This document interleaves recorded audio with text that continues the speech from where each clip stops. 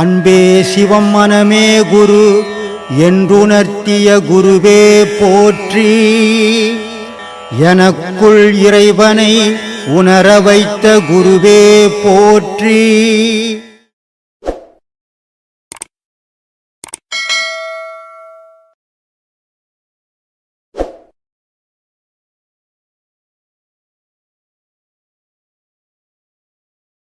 சரிங்க.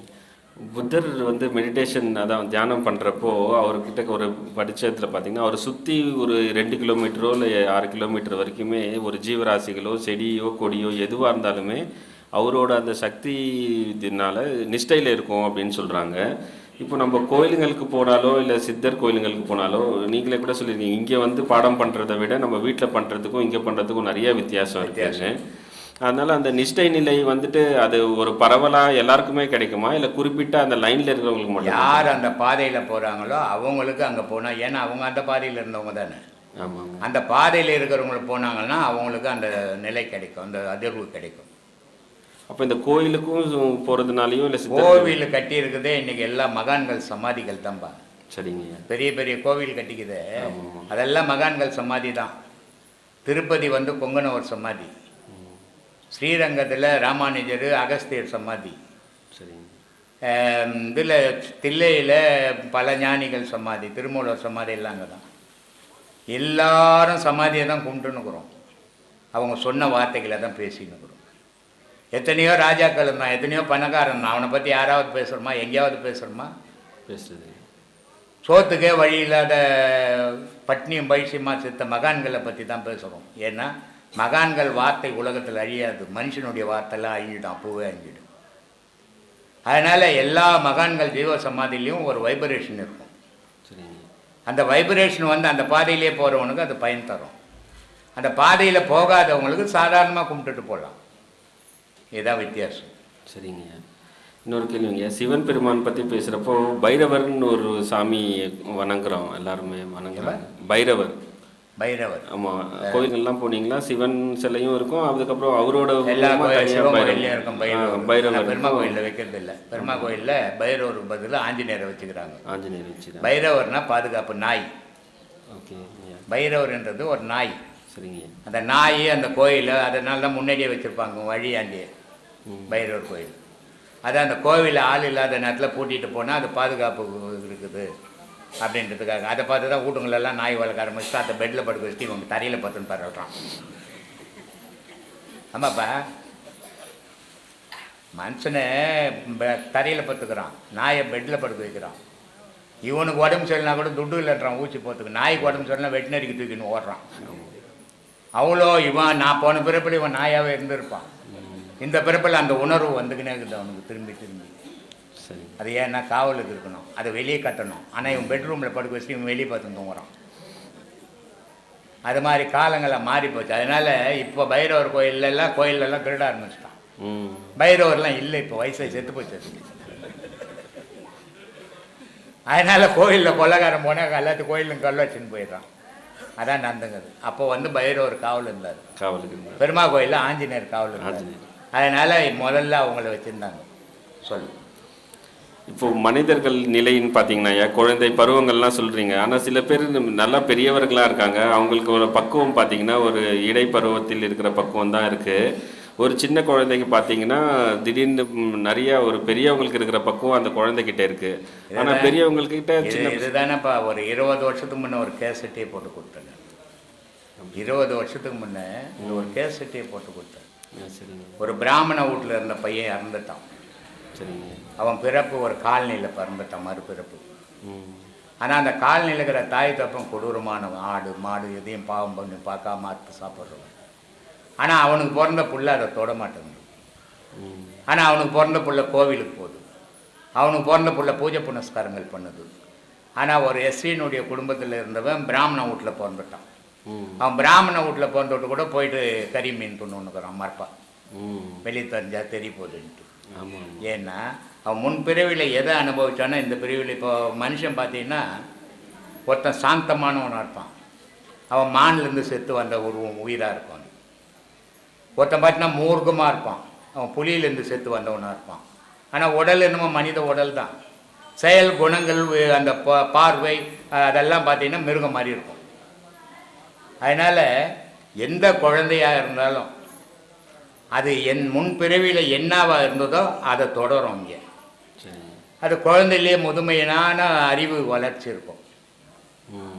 ஆனால் இவனுக்கு அதனால தான் சொல்கிறது, அறிவுக்கு வயசு கிடையாது, உடலுக்கு தான் வயசு அப்படின்றது. ஆனால் இவனுக்கு 60 வயசாக இருக்கும். மொட்டை பசங்க சின்ன பசங்க செய்கிற செயலெல்லாம் செய்வான். காரணம் இவன் பிறந்து வளர்ந்தது அப்படி. பிறப்பினுடைய அடிப்படையே இவனுடைய வளர்ப்பில் தெரிஞ்சிடும், இவன் வாழ்க்கையில் தெரிஞ்சிடும். அதனால தான் பல பேருக்கு பல விஷயங்கள் சொல்லுது. கோயில் இல்லா ஊரில் குடியிருக்க வேணான்னுச்சு அவை. கோயில் என்ன சோறா போட போகுது? ஒரு சோறம் போடாது. ஆனால் நீ கோயிலுக்கு போய் 4 நல்லவங்க கூட சேரும்போது உனக்கு அந்த பக்குவம் வரும். ஆனால் நீ பிறந்ததுலேருந்தே சேர்ற கெட்டவங்க கூடவே சேர்ந்து கெட்டதையே செய்து பழக்கப்பட்டுனா முதுமையிலேயும் அந்த குணம் இருக்கும். உடல் முடியாது, ஆனால் முதுமையிலையும் குணம் அதுதான் இருக்கும். அந்த அந்த செயலுக்கு தான் ஆசைப்படுவேன் நீ. சரி. அதனால் அறிவை வளர்க்கணும். அறிவை வளர்க்கணும்னா பக்தியை வளர்க்கணும். பக்தியை வளர்ச்சின்னா சாந்தம் வரும். சரி. பக்தி இல்லாதவனுக்கு மொட்டைத்தனம் தான் வரும், மூர்க்கத்தனம் தான் வரும். அவனுடைய செயலெல்லாம் நன்மையாகவே இருக்க, தீமையாகவே இருக்கும். நல்ல பக்குவம் உள்ளவன் செயலெல்லாம் அவனோட போவாது, அடுத்தவனுக்கு உதவுற மாதிரி இருக்கும். இந்த பக்குவப்படுறதுக்கு தெய்வ பக்தி அவசியம். சரிங்க, நன்றிங்க. இது இப்போ நம்ம இந்த பாடத்தில் இருக்கோம், பாதையில் நல் வழியில் போயிட்டுருக்கோம் ஐயா, தியானம் பண்ணிட்டு. ஆனால் நம்ம கூட இருக்கிறவங்க வந்து அவங்க சாதாரணமாக தான் இதெல்லாம் பழகாமல் தான் இருக்காங்க.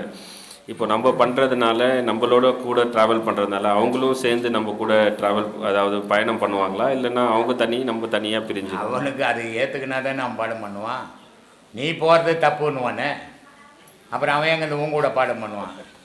எதுக்குடா நீ பிறந்த வளர்ந்த சாவு போகிற நல்லா அனுபவிச்சுட்டு சாவிடானுவானே. நீ போகிறதே தப்புன்னுவான்பா, அப்புறம் உன் கூட எப்படி ட்ராவல் பண்ணுவான்? கரெக்டு தான். உன் கூட ட்ராவல் பண்ணுறோம், உன் கூட வரப்போகிறான்னா உன்னை பார்த்த உடனே நீ இந்த பாதையில் இருக்கிறவன்னா உங்கள்கிட்ட அவன் கேட்குற கேள்விகள்லாம் கடவுளை பற்றி கேட்பான், அந்த வழியை பற்றி கேட்பான். அப்போ தெரிஞ்சுக்கலாம் இவன் நம்ம கூட ட்ராவல் பண்ணுவான். அவன் ஊர் கதையெல்லாம் உங்கள்கிட்ட பேசுகிறான்னா இதுக்கு அதுக்கு சம்மந்தம் இல்லாத இருக்கிறான், உன்னையும் அதில் வலிக்கு பார்க்குறான்னு அர்த்தம் இல்லையா? அதனால் உன் கூட சேர்றவெல்லாம் இல்லை ட்ராவல் பண்ணுவான்னு இருக்கல. இங்கே வந்தவனே ட்ராவல் பண்ண மாட்டேன்றான் அதில். அப்புறம் ஊரில் இருக்கிறவன் எங்கன்னு ட்ராவல் பண்ணுவான்? இவ்வளோ பேசுகிறேன், இவ்வளோ செய்கிறேன், அப்போ கூட அவன் வீட்டுக்கு போனவொன்னே அவன் நிலையில் தான் அவன் போயிடுறான், மாறிடுறான், விடமாட்டேன் அவனை. ஏதோ நம்மளால் முடிஞ்சது சொல்லுவான். அவன் எடுத்துக்கலாம் போட்டோன்னு சொல்லிங்கிறேன். 16 நாள் அந்த ஆன்மா என்ன பண்ணும் அப்படின்னு கேட்குறாங்க. அந்த 16 நாள் இப்போ நீ ஒரு வீடு கொடுத்தோன்னு இருந்தேன்னு வச்சுக்கோ. சரிங்க. நீ ஒரு ஒரு வருஷம் 1.5 வருஷம் வரைக்கும் அந்த கொடுத்தோன்னு அந்த வீடு உனக்கு ஞாபகத்தில் இருந்துக்கிறாரு. அது ஒரு வருஷம் 1.5 வருஷம் போச்சுன்னா அந்த வீட்டை மறந்துடுவா. அப்புறம் இப்போ நீ இருக்கிற வீட்டை தான் ஞாபகத்துக்கு வந்துடும். ஆமாம் ஆமாம் இல்லையா? இது இயற்கை தான் மனுஷனுக்கு. அதே மாதிரி அந்த ஆன்மா இருந்ததுன்னா அந்த 16 நாள் அந்த உறவுகளை எண்ணியே சுத்தம். ஆனால் உறவுக்காருக்கு அது தெரியாது. அந்த ஆன்மா அங்கே தான் இருக்கும். இப்போ ஒரு ஆக்சிடெண்ட் ஆகி ஒருத்தன் செத்து போயிடுறான், வெளியே வந்துடுச்சு ஆன்மா.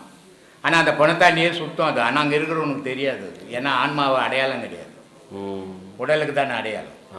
அப்போ அந்த 16 நாள் அந்த உறவுகளையே சுத்தம்.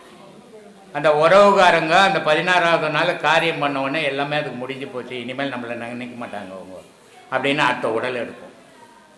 ஏன்னா உடல் இல்லாத ஆன்மா வாழாது, உடல் இல்லாத உயிர் வாழாது. அப்போ உடல் அவசியம் அது. அதனால் வேற ஒரு கர்ப்பத்தில் பூந்து அது ஒரு உருவமாக வந்துடும். அப்போ இங்கே இருந்த ஞாபகங்கள் அந்த உருவம் உடல் எடுத்த உடனே இதை மறந்துடும். இது ஞாபகத்தில் வந்தால் விபரீதங்கள் ஆகிடும். அதனால் இந்த ஞாபகம் வரக்கூடாது. அதனால் இறைவனுடைய படைப்பு இந்த உடல் இருக்கிற வரைக்கும் இந்த ஞாபகம். இந்த உடலை விட்டு போய் இன்னொரு உடல் எட்டினா அந்த உடலுக்கு ஏற்ற ஞாபகம், அந்த உடலுக்கு ஏற்ற செயல்கள் அப்படி மாறிடும். என்ன பழ பொண்ண மனுஷன் சொல்கிறான், இலங்கை மன்னன் ராவணன் சொல்கிறான், ராமர் சொன்னார், இப்போ ஒன்றும் இல்லாத நிற்கிறேனே, இப்போ உங்கள்கிட்ட நான் சண்டை போட மாட்டேன், நாளைக்கு இன்றைக்கி போயிட்டு நாளைக்கு நல்ல ஆயுதங்களோட படையோட வா, அப்போ சண்டை போடலாம் அப்படின்னு சொன்னது. அவர் ராவணன் ஒரு பெரிய மாவீரன். இந்த வார்த்தை அவனை கோழையாக்கிடுச்சான். அதனால் சொல்கிறான், கடம்பட்டான் நெஞ்சம் போல் கலங்கினான் இலங்கை வேந்தன்றான். ஒரு மரணம் அடைஞ்சிட்டா, ஒரு நம்ம அம்மா செத்து போச்சுன்னா ஒரு 15 நாள் துக்கத்தில் இருப்போம். அப்புறம் 16வது நாள் காரியம் பண்ணோம்னா எப்போதும் போல் போயிடுவோம், பழையபடி எல்லா வேலையும் செய்ய ஆரம்பிச்சிடுவோம். அது மாதிரி வீட்டில் எந்த சாவு நடந்தாலும் அப்படி ஆகிடும். ஆனால் கடங்காரம் மட்டும் எதிர வந்தால் எப்பவுமே யமம் வர மாதிரியே இருக்கும். ஏன்னா அவன் என்ன கேட்டாலும் நீ பேச முடியாது திருப்பி. அவ்வளோ மோசமான நிலையாக கடன் படுற நிலை அந்த மாதிரி ஆயிடுச்சான் இலங்கை மன்னனுக்கு. ஆனால் எனக்கு இன்னமும் இங்கே அதை விட இந்த பொண்டாட்டி செத்து போகணும் அதை விட மோசமாக போயிடுறான். புருஷன் செத்து போன பொம்பளை அதை விடமா மோசமாக இன்னும் பிறக்கும் போதே 2 பேரும் ஒன்றா வந்த மாதிரி. ஆனால் அம்மா செத்தா துக்கம் வருமா? இந்த 5 நாளில் முடிஞ்சு போகுது. அப்பன் செத்தா பெத்த அப்பா இந்த உலகத்துக்கு அடையாளம் காட்டின அப்பா அம்மா செத்து போனால் கவலையே இல்லை. ஆனால் மனைவி செத்து போனால் மட்டும் உலகமே மறந்து போயிடுறான் மனுஷன். அது ஏன்னு எனக்கு தெரியல. நானும் என் பொண்டாட்டியை கொன்னாவது பார்க்கலாமான்னு கூட யோசனை பண்ணின்னுக்கிறேன் நான். ஏன்னா அப்போது அந்த துக்கம் ஏதாவது எப்படி இருக்குதுன்னு தெரிஞ்சுக்க. ஏன்னா எதையுமே ஒன்று தெரிஞ்சுக்கின்னு பேசணும், தெரியல. அதனால் நம்ம என்ன பண்ணலான்னு யோசிக்கிறேன். சரி அவங்கள கொண்டுட்டா இப்போ துணி கிணி துவைக்கிறதுக்கு ஆள் இல்லையேன்னு வயசாகி போச்சுன்னா அது ஒரு பக்கம் யோசிக்கிறதாக்குது. சொல்லு சாமி.